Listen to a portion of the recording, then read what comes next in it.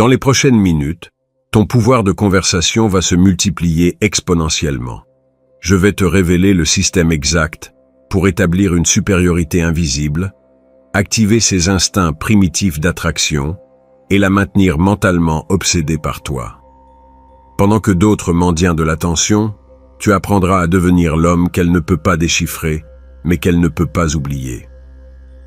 Alors, aime cette vidéo si c'est le genre de contenu qui te plaît. Et maintenant, allons à l'essentiel. Pourquoi certains hommes dominent-ils n'importe quelle conversation, tandis que d'autres peinent à prononcer un seul mot? La réponse se trouve dans les manuscrits secrets de Machiavel. Le pouvoir ne se mendie pas. Il se conquiert stratégiquement. Premier principe létal. Élimine la mentalité de subordonné. Lorsque tu la mets sur un piédestal, tu deviens automatiquement son serviteur conversationnel. Elle détecte cette faiblesse en quelques secondes, comme un radar invisible qui scanne ton énergie. Son subconscient est programmé pour rejeter la désespérance et être attiré de manière magnétique par le véritable pouvoir. Machiavel a enseigné que celui qui abandonne ce qu'il fait pour ce qu'il devrait faire marche vers sa ruine. En conversation, cela signifie ne jamais abandonner ton pouvoir pour plaire. Ne recherche pas son approbation. Fais en sorte qu'elle cherche la tienne. Établis ton cadre de réalité dès le premier mot. Quand tu parles, ne supplique pas d'attention. Tu la commandes naturellement. Le secret réside dans ton énergie intérieure. Respire délibérément. Fais une pause avant de répondre. Maintiens le contact visuel sans nécessité. Ces micro-comportements communiquent une autorité silencieuse. Elle perçoit inconsciemment que tu es un homme de grande valeur, quelqu'un qui n'a pas besoin de validation externe, car il se valide déjà lui-même. La conversation n'est pas un échange d'informations. C'est une guerre psychologique, où le plus stratégique conquiert. Ta mission n'est pas de l'impressionner avec de jolis mots, mais d'établir que tu es le prix qu'elle doit conquérir. Si tu suis ses conseils, tu verras des changements immédiats dans la façon dont elle te perçoit. Mais ceci n'est que le début de ta transformation. Si tu veux maîtriser complètement ces secrets machiavéliques, abonne-toi à la chaîne, car je partagerai des stratégies encore plus avancées qui changeront ta vie pour toujours. Maintenant que tu comprends le cadre de pouvoir, tu dois saisir son radar féminin plus profond. Ce radar féminin dont j'ai parlé n'est pas une métaphore. C'est un détecteur de mensonges évolutifs plus précis que n'importe quelle machine. Elle peut percevoir ta confiance réelle ou feinte en millisecondes, comme un scanner qui analyse chaque micro-expression, chaque pause, chaque vibration dans ta voix. Machiavel comprenait que les femmes opèrent à partir de l'émotion, pas de la logique. Pendant que tu planifies ce que tu vas dire, elle a déjà ressenti qui tu es vraiment. Son cerveau primitif cherche instinctivement des signaux de survie. Ce homme peut-il me protéger? Est-il génétiquement supérieur? A-t-il des ressources émotionnelles abondantes? Voici le secret qui change tout. L'attraction n'est pas une décision consciente. C'est un reflet involontaire. Elle ne choisit pas de se sentir attirée par toi. Cela se produit simplement lorsque tu actives les bons interrupteurs dans son subconscient. C'est comme programmer un ordinateur. Tu introduis les codes exacts et tu obtiens des résultats prévisibles. Le conflit mortel entre logique et instinct explique pourquoi elle revient vers son ex toxique. Son esprit dit non, mais son corps dit oui. Tu peux devenir cette force magnétique irrésistible lorsque tu comprends que sa mission biologique est de trouver le mâle alpha qui la fera se sentir féminine et protégée. La clé réside dans la cohérence de ton cadre de pouvoir, pas dans le respect de règles rigides. Lorsqu'elle perçoit que ta confiance est inébranlable, que tu ne changes pas ton énergie pour la plaire, son radar interne marque le danger. Celui-ci est différent. Et ce qui est différent, mon frère, est magnétiquement irrésistible. Mais connaître son radar ne suffit pas. Tu as besoin des armes silencieuses qui communiquent en le pouvoir sans dire un mot. Ces armes silencieuses que j'ai mentionnées sont plus létales que n'importe quel mot. Tandis que d'autres parlent trop, Ton corps domine déjà la conversation avant même que tu n'ouvres la bouche. Oublie tout ce qu'on t'a dit sur le langage corporel.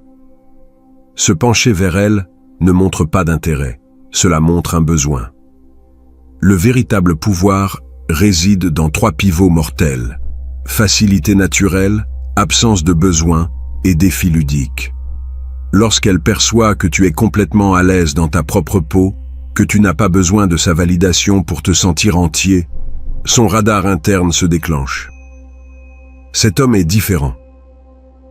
La tactique la plus dévastatrice de Machiavel, se retirer stratégiquement. Lorsque tu sens qu'elle ne te respecte pas ou qu'elle teste tes limites, éloigne-toi simplement avec un sourire énigmatique. Ce n'est pas de l'agression.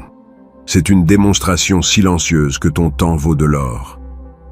Elle comprend immédiatement qu'elle ne peut pas jouer avec toi comme avec d'autres hommes. Ta posture communique plus de statut que ton CV complet.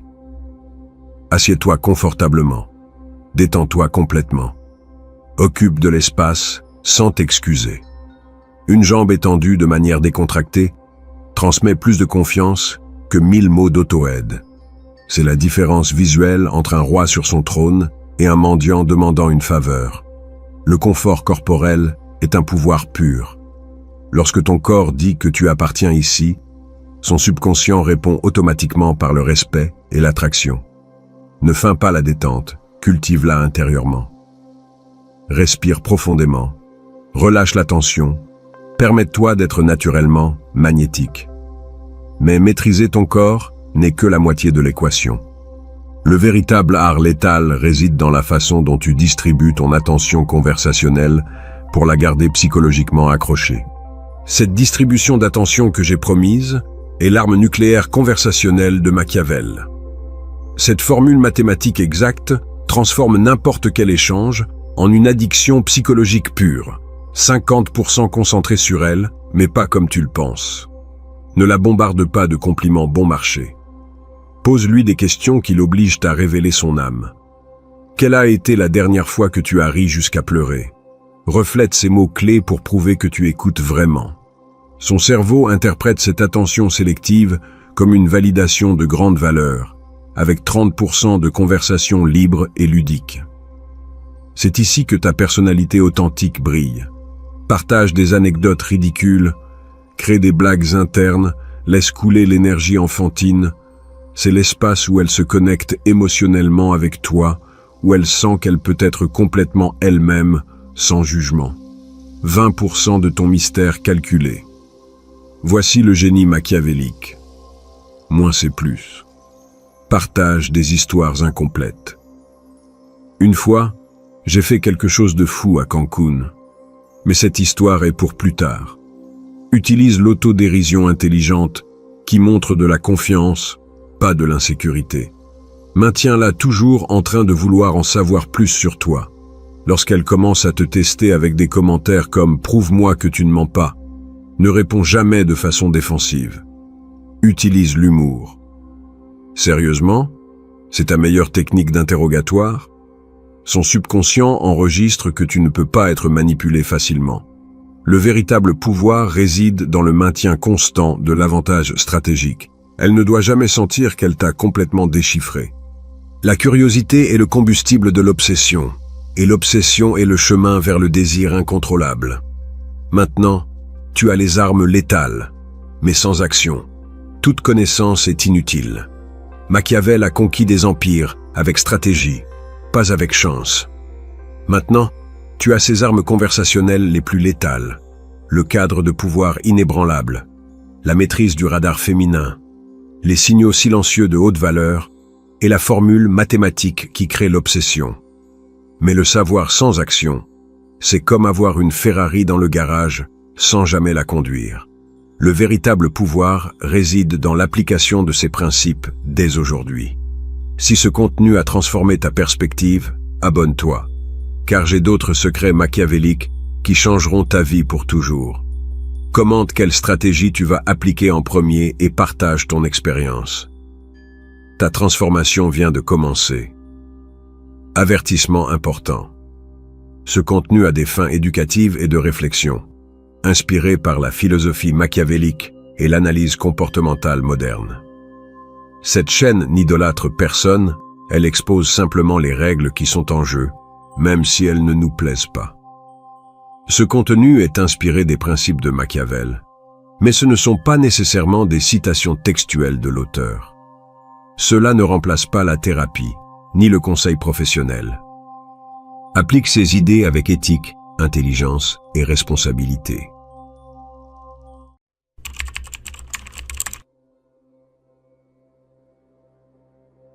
Demande à n'importe quel homme ce que les femmes craignent le plus, et tu entendras toujours la même chose.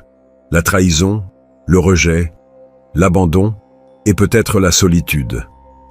Mais ce ne sont que des symptômes de la peur principale que les femmes n'admettent pas même à elles-mêmes. C'est quelque chose de bien plus profond. Aujourd'hui, tu vas découvrir ce que c'est, et je te promets qu'après cette vidéo, tu verras les relations sous un autre angle. Si tu es nouveau sur la chaîne, abonne-toi et reste jusqu'à la fin de la vidéo.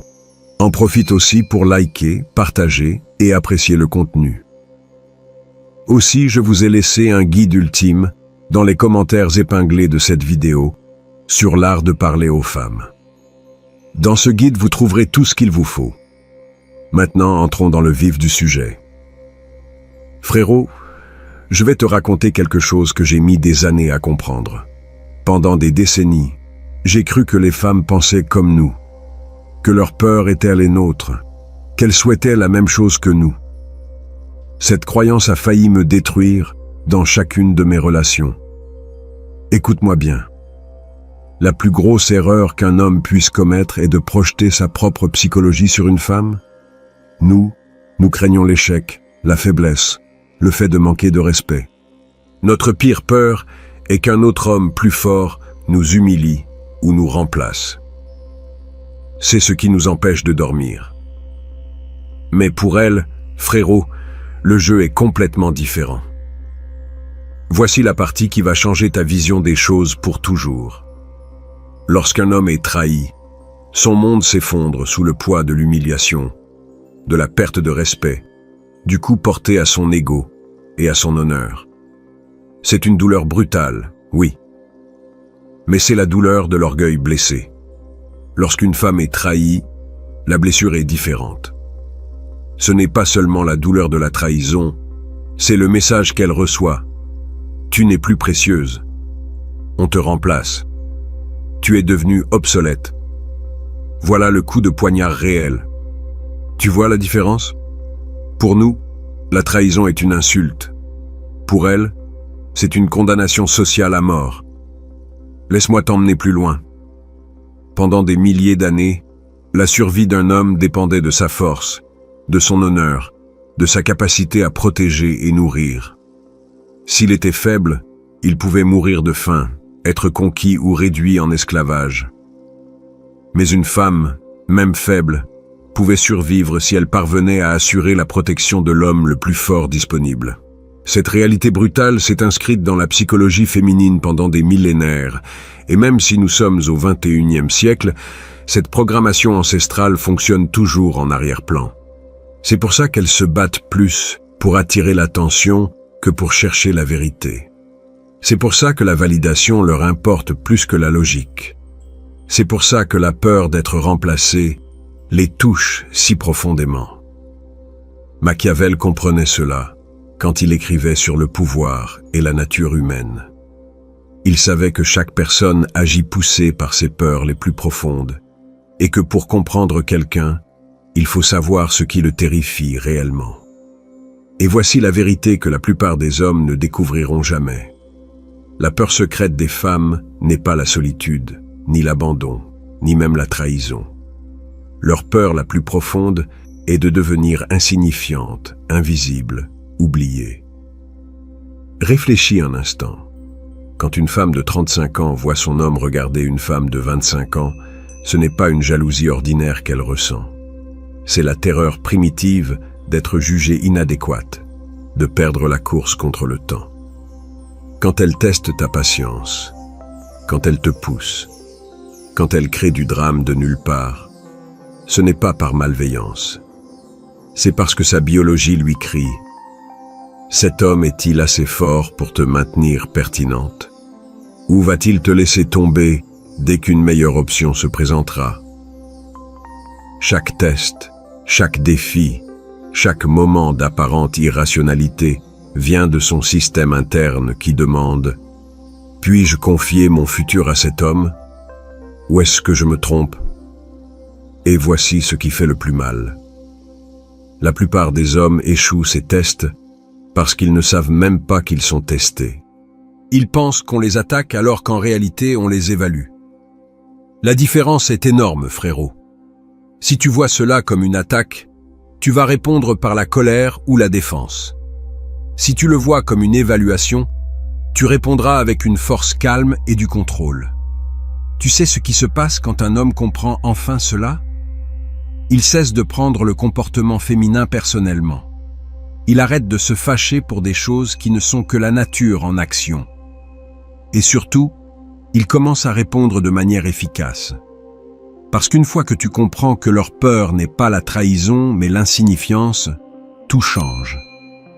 Leur besoin constant de validation ne t'agace plus. Tu le comprends. Leur tendance à tester ta force ne te frustre plus. Tu l'anticipes. Leur quête de sécurité ne te surprend plus. Tu la respectes. Et quand un homme commence à agir à partir de cette compréhension profonde, au lieu de ses propres projections masculines, il devient très puissant. Il devient un homme qui comprend vraiment les femmes. Regarde, si ce contenu t'ouvre les yeux d'une manière que tu n'avais jamais expérimentée, si tu sens que quelqu'un te dit enfin la vérité sur comment les choses fonctionnent vraiment, alors je te demande de considérer de devenir membre de la chaîne. Ce n'est pas uniquement pour le soutien, même si j'apprécie énormément. C'est parce que ce genre de connaissances, ces vérités que la société préfère cacher, ont besoin d'hommes engagés, qui les valorisent et les protègent. Les membres de la chaîne ne reçoivent pas seulement du contenu exclusif, ils font partie d'une fraternité d'hommes ayant décidé de voir la réalité telle qu'elle est, pas comme on leur a dit qu'elle devrait être. Mais ce n'est que le début, frérot. Parce que maintenant que tu connais leur peur réelle, tu dois comprendre pourquoi elle est si puissante et pourquoi elle s'intensifie avec les années qui passent. Le temps file, et dans le chapitre suivant, tu vas comprendre exactement ce que cela signifie et pourquoi cela change tout. Frérot, assieds-toi et concentre-toi. Parce que ce que je vais t'expliquer maintenant va changer à jamais ta façon de comprendre le comportement féminin.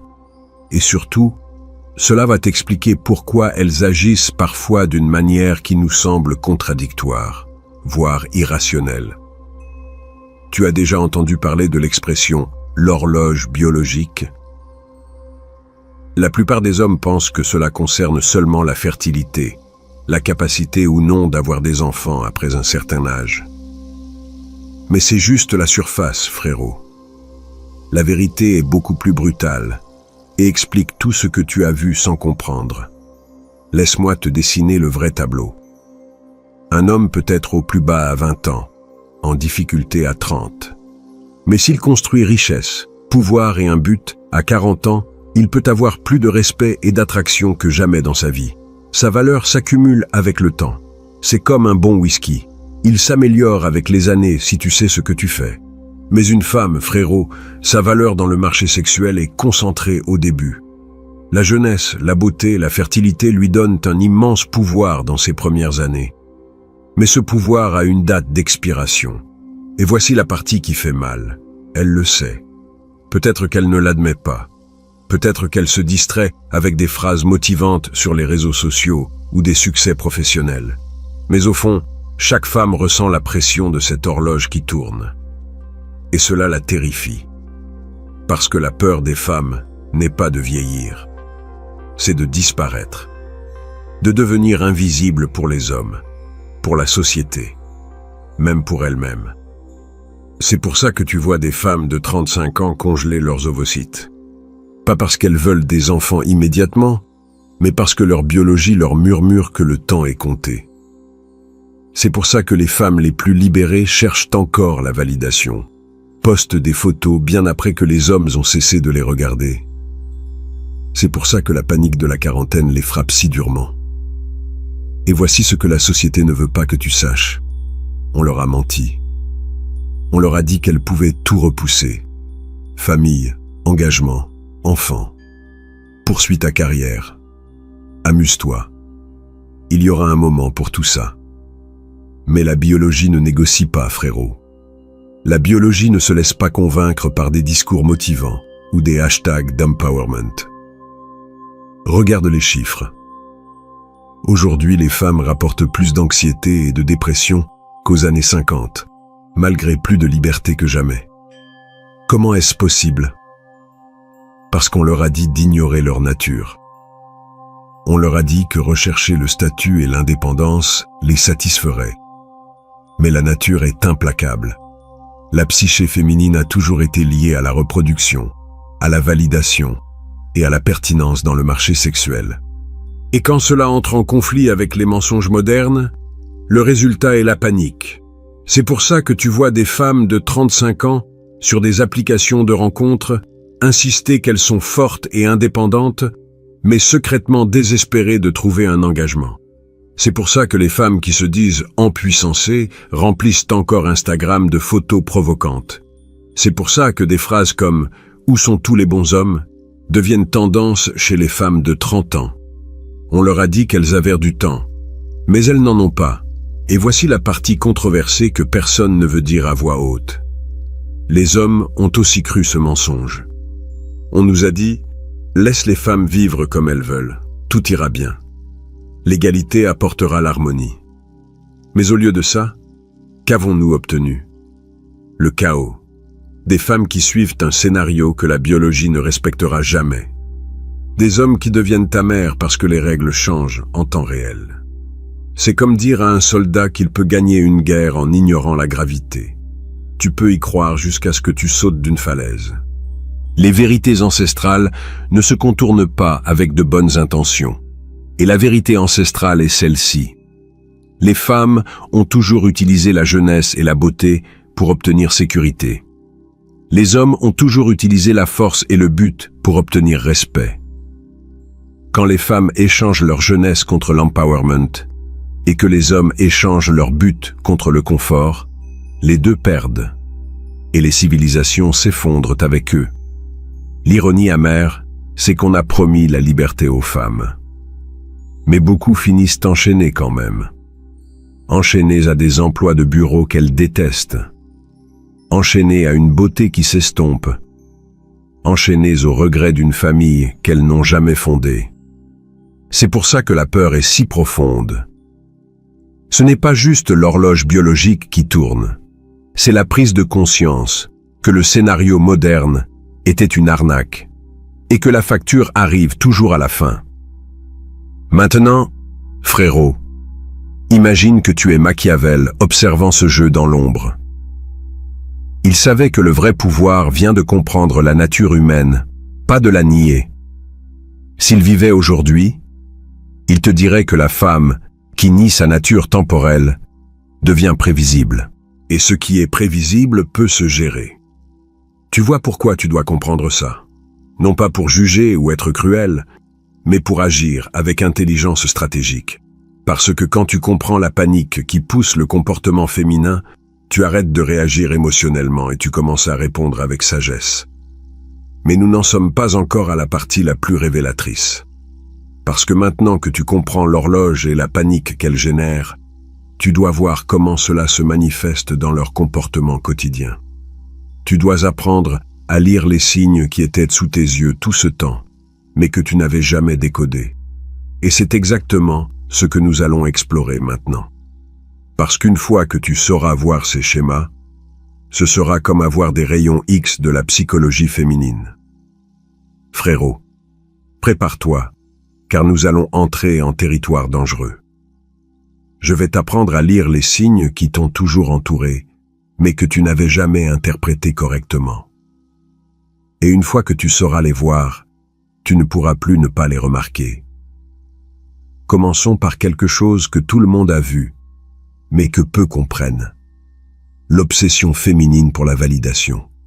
Pourquoi crois-tu qu'une femme poste 20 photos sur Instagram avant d'en choisir une? Pourquoi elle vérifie compulsivement les commentaires? Pourquoi un jour sans like la met de mauvaise humeur? Les hommes pensent que c'est de la vanité, mais ce n'en est pas, frérot. C'est de la recherche de marché. Chaque like est un point d'information. Chaque commentaire une confirmation. Je suis toujours pertinente. Je suis toujours vue. Je n'ai pas disparu du radar. Regarde ça. Une femme peut avoir une carrière réussie, de l'argent sur son compte, une indépendance totale. Mais si sa dernière photo ne reçoit pas l'attention attendue, elle s'effondre émotionnellement. Pourquoi? Parce que sa vraie valeur, celle qui compte à un niveau primitif, n'est pas dans son compte en banque. Elle est dans sa capacité à capturer et retenir l'attention masculine. Maintenant, observe l'hypergamie, cette tendance féminine à toujours chercher mieux. Les hommes s'énervent contre ça. Ils appellent ça trahison, avidité, superficialité. Mais ils se trompent de regard. L'hypergamie n'est pas de la cruauté, c'est de la panique déguisée en stratégie. Si son pouvoir diminue, si l'horloge tourne, elle doit obtenir la meilleure offre possible avant que la fenêtre se referme. Ce n'est pas personnel contre toi. C'est la survie contre le temps. C'est pour ça qu'une femme peut être contente dans une relation tout en continuant d'évaluer des options. C'est pour ça qu'elle a toujours un plan B, prêt dans l'ombre. C'est pour ça qu'elle peut changer d'avis sur un homme sans prévenir. Ce n'est pas qu'elle est mauvaise. C'est que sa biologie lui crie « Es-tu vraiment le meilleur choix ?» Et ici vient un truc qui va te retourner le cerveau. Les tests. Ces moments où elle semble difficile sans raison. Quand elle crée des drames de nulle part. Quand elle te pousse à des moments apparemment aléatoires. La plupart des hommes voient ça comme une attaque personnelle. Ils deviennent défensifs, se mettent en colère, ripostent. Erreur fatale. Parce qu'elle ne t'attaque pas, frérot. Elle te mesure. Chaque test est une question déguisée. Es-tu assez fort pour me gérer? As-tu la confiance de ne pas t'effondrer quand ça devient dur? Es-tu un autre homme faible qui s'écroule sous pression? Vois-le ainsi, si tu vas confier ton futur à quelqu'un, tu ne veux pas savoir à quel point il est solide? Les tests ne sont pas malveillance. C'est de la diligence vitale. C'est sa manière de séparer les vrais hommes de ceux qui en ont seulement l'air. Maintenant, je veux que tu participes. Dans ton expérience, qu'est-ce qui marche le mieux quand une femme te teste? A. Répondre calmement et avec contrôle, sans explication défensive. B. La confronter directement et lui demander pourquoi elle est difficile. Écris A ou B en commentaire et explique brièvement pourquoi tu as choisi cette option. Je veux voir quelle stratégie gagne dans cette vidéo, car ça nous donnera des données réelles sur ce qui marche dans la vraie vie. Continuons. As-tu remarqué la volatilité émotionnelle des femmes? Un instant, elles sont heureuses, le suivant en colère, puis triste, puis euphorique. Les hommes voient du chaos et s'épuisent à essayer de suivre. Mais ce n'est pas du chaos, frérot. C'est un système d'exploitation conçu pour s'adapter à tout prix. Leurs émotions sont des outils, des armes, si tu veux. Elles poussent, tirent, ajustent pour la maintenir en sécurité tant que sa valeur est encore en jeu. La femme qui pleure n'est pas toujours triste. Celle qui crie n'est pas toujours en colère. Celle qui se retire n'est pas toujours blessée. Souvent, elle teste la réponse que tu vas avoir, quel bouton elle peut presser, quel niveau de contrôle elle peut exercer.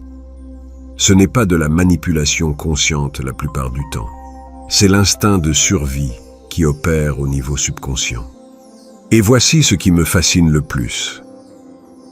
As-tu vu comment le comportement féminin change vers la trentaine?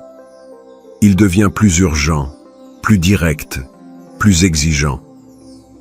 Les hommes pensent qu'elle devient amère ou difficile, mais ce qui se passe vraiment, c'est qu'elle ressent plus fortement la pression de l'horloge.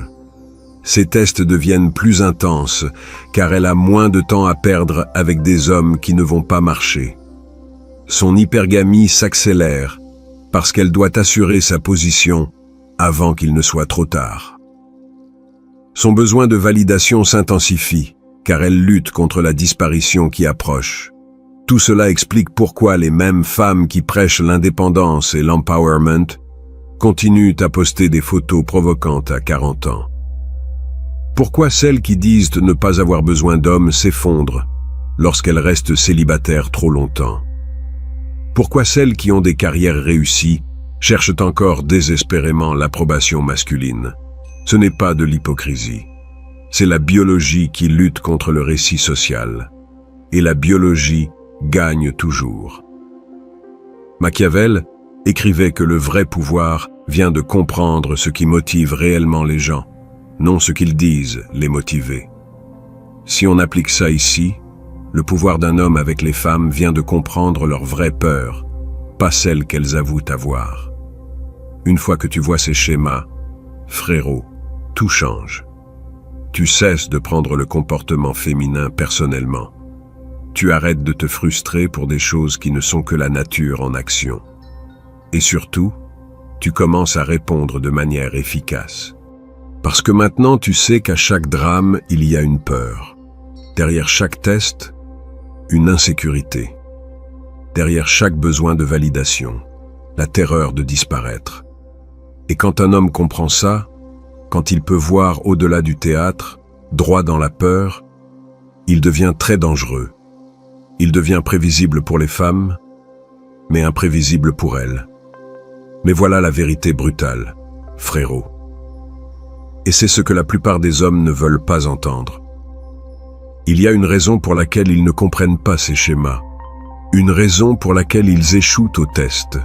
Une raison pour laquelle ils prennent tout personnellement. Cette raison sera le sujet de notre prochain chapitre. Parce qu'il s'avère que les hommes ont leur propre point aveugle, leur propre version de la peur. Et cela détruit leurs chances avant même qu'ils ne réalisent qu'ils sont dans le jeu. Frérot, nous sommes arrivés au moment où je dois te dire quelque chose qui va faire mal. Quelque chose que beaucoup d'hommes ne veulent pas entendre, mais qu'ils doivent comprendre pour arrêter de perdre dans ce jeu.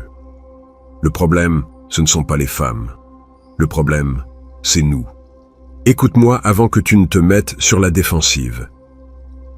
Pendant les derniers chapitres, nous avons disséqué la psychologie féminine, exposé leurs peurs, leurs schémas, leurs stratégies. Mais tout ce savoir ne te sert à rien si tu ne comprends pas ton propre point aveugle. Et ce point aveugle masculin est brutal. Nous projetons notre propre psychologie sur elles. Nous supposons qu'elles veulent ce que nous voulons, qu'elles pensent comme nous, que leurs peurs sont nos peurs. Nous entrons dans les relations en pensant que si nous sommes bons, loyaux et aimants, cela satisfera leur peur la plus profonde. Mais leur peur n'est pas le manque d'amour, frérot. Leur peur, c'est l'insignifiance. Et l'amour sans force, sans leadership, sans capacité à les garder pertinentes, ne vaut rien pour elles. Je vais te donner un exemple qui va tout éclairer. Quand une femme te teste, quand elle te pousse ou crée du drame, quelle est ta première réaction? La plupart des hommes deviennent défensifs. Ils commencent à expliquer, justifier, essayer de raisonner avec elle. Erreur fatale. Parce que quand tu réagis ainsi, tu lui confirmes exactement ce qu'elle craignait. Que tu n'es pas assez fort pour la gérer. Que sous pression tu t'effondres. Que si ça devient difficile, elle devra prendre les commandes. Et si elle doit mener, frérot, alors tu ne sers à rien pour ce dont elle a vraiment besoin. Tu ne sers pas à la garder en sécurité. Tu ne sers pas à la garder pertinente. Tu ne sers à rien du tout. C'est pour ça que les hommes bons finissent dans la friend zone. C'est pour ça que ceux qui donnent tout reçoivent des miettes. C'est pour ça que ceux qui font le plus d'efforts obtiennent le moins de respect. Ils jouent au mauvais jeu. Regarde, quand un homme comprend que l'amour féminin n'est pas inconditionnel comme le masculin, qu'il est basé sur le respect et l'utilité, tout change. Il arrête de quémander de l'affection et commence à la mériter. Il arrête de tout donner gratuitement et fait en sorte qu'elle la mérite. Mais voici la partie la plus dure. Les hommes ont aussi leur peur de l'insignifiance. Seulement la nôtre fonctionne différemment. Les femmes luttent contre le temps. Leur bataille est contre l'horloge qui les rend invisibles avec l'âge. Mais les hommes, frérots, nous luttent contre la faiblesse. Notre bataille est contre la médiocrité qui nous rend invisibles socialement. Et voici la vérité brutale. Si une femme arrive à 35 ans en panique, elle peut encore s'en sortir si elle est intelligente, stratégique ou chanceuse. Mais si un homme arrive à 35 ans, sans force, sans discipline, sans but, personne ne viendra le sauver. Personne ne s'en souciera. Il devient invisible, pas à cause de l'âge, mais à cause de l'insignifiance. Combien d'hommes connais-tu qui sont déjà des fantômes vivants? Invisibles au travail, invisibles pour les femmes, invisibles pour eux-mêmes, perdus dans la pornographie, les jeux vidéo, la malbouffe, les réseaux sociaux infinis. Ils ne se battent même plus. Ils ont déjà abandonné. Et voici la différence clé. La peur féminine au moins les pousse à agir, les fait chercher la validation, tester les hommes, courir après la sécurité. Mais la peur masculine, la plupart des hommes s'y noient en silence, la répriment avec des distractions, lui fuient au lieu de l'affronter.